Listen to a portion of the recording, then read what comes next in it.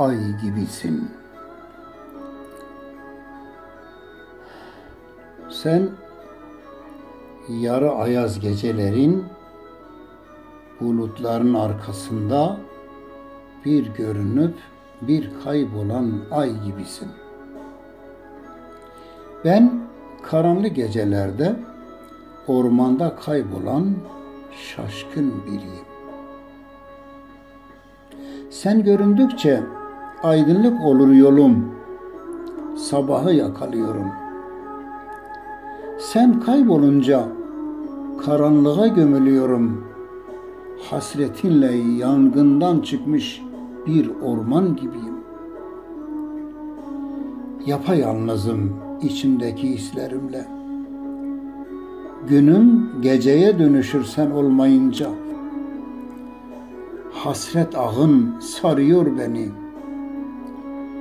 Eritiyor beni serhadın zemheriri misali kış ortasında.